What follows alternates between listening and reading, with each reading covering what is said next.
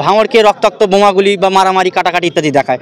আমরা কিন্তু এই সমস্ত কালচারে পছন্দ করিনি। ওই আরাবুল ওই সওগাতের নেতৃত্ব বিগত 2022 সালের 21শে জানুয়ারি আমরা যখন ধর্মতলায় পার্টির প্রতিষ্ঠা দিবস উদযাপন করতে চলেছিলাম, ওই হাতিশালা 6 লাইনে আরাবুলির নেতৃত্বে এবং আরাবুলির সেই সময় কলেমান ছিলেন জুলো বলে তানার নেতৃত্বে আইএসএফ কর্মীদেরকে মাথা ফাটানো হয়েছিল। আইএসএফ কর্মীদের দিন আরও কাজ কয়েকটি হবে খুব শীঘ্রই, সেই কাজের প্রপোজাল দেওয়া আছে জেলা ডিস্ট্রিক্টে এবং ব্লকেও এসে গিয়েছে। আশা রাখা যায় জানুয়ারি লাস্টে আমরা সেই সমস্ত কাজ করব।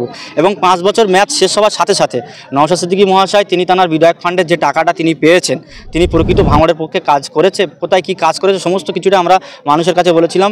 হ্যাম্বিল আকারে, ব্যানার আকারে বিভিন্ন মোড়ে বিভিন্ন মানুষকে জানাবো বা বাড়ি বাড়ি ম্যান টু ম্যান পৌঁছে দেওয়ার আমরা এই কমিটমেন্ট করেছিলাম। সেটাই করব। শেষ হোক, এখনও আমাদের হাতে 2 বছর কিছু কম বেশি সময় বাকি আছে। আমরা আশা রাখি আমরা ভাঙড়ের মানুষের যে আশা ভরসা দিয়েছিলাম, ভাঙড়কে একটা সুস্থ সমাজ গড়ে তুলব, সুস্থ সমাজ, যে ভাঙড়ে শান্তি থাকবে, যে ভাঙড়ে কর্ম থাকবে, যে ভাঙড়ে শিক্ষা থাকবে, যে ভাঙড়ে স্বাস্থ্য থাকবে, সেই নিয়েই আমাদের নওশাদ সিদ্দিকী মহাশয় তিনি প্রতিনিয়ত বিধানসভা অধিবেশনে আমরা প্রতিনিয়ত তার ফেসবুকের পেজ থেকে দেখতে পাই তিনি ভাঙড়ের কীভাবে একটা কলেজ আছে 2টো কলেজ কীভাবে করা যায়, ভাঙড়ে 2টো স্বাস্থ্যকেন্দ্র করা আছে, সেই 2টো স্বাস্থ্য কেন্দ্রে কীভাবে স্বাস্থ্য ও চিকিৎসা আরও উন্নত মানের করা যায়। ভাঙড়ের মা বোনেরা ডেলিভারির জন্য বিভিন্ন সময় এমার্জেন্সি হয়ে গেলে তাদের বিভিন্ন কলকাতা হাসপাতালে পাঠানো হয়।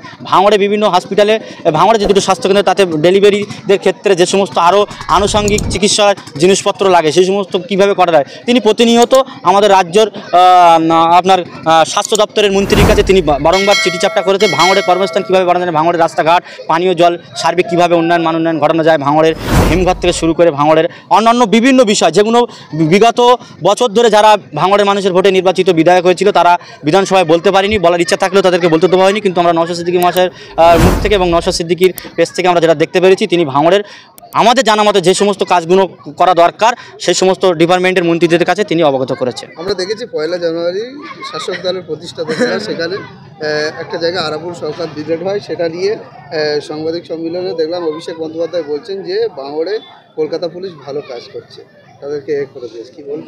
এটা ভালো মন্দ মানুষ বুঝতে পারবে, আমাদের চোখে এখনও পর্যন্ত খুব বেশি ভালো কাজ দেখতে পাচ্ছি না।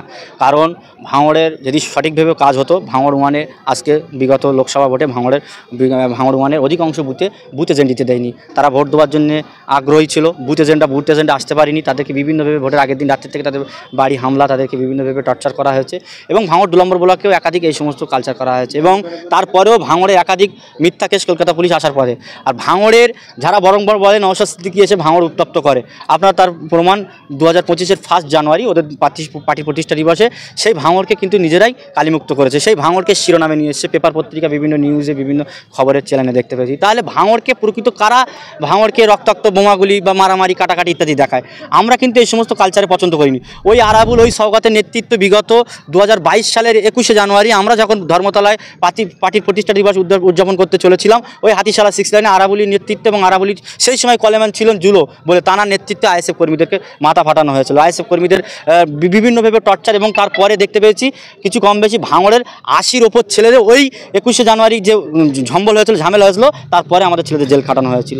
তার ফলন আরাবুল ইসলাম ভোগ করছে। অতএব তৃণমূলের একটা কালচার মানুষ জানে যে ভাঙড়কে বারংবার তারা সবসময় নিজেরা মারামারি কাটাকাটি তোলাতুলি এলাকা দখলদারি করে এই সমস্ত হানাহানি করে আর বকলমে আইএসএফকে মিথ্যা ভেবে আইএসএফের নওশাদ সিদ্দিকী বা আমাদেরকে করা যায় নওশাদ সিদ্দিকী ভাঙড়কে উত্তপ্ত করছে। সম্পূর্ণ মিথ্যে কথা। আপনারা তার প্রমাণ একে একে দেখতে পাচ্ছেন কার বিরুদ্ধে কে লাগছে। এখানে আইএসএফ কোনো রকমভাবে কোনো বিরোধী দলের যারা আমাদের আছে তাদের সঙ্গে আমরা কোনো রকম পাড়ায় ঝগড়া বাঁধানি, ওরা ঝগড়া বাঁধিয়ে আমাদের নামে কেস দিয়ে আমাদেরকে বদনাম করার চেষ্টা করে।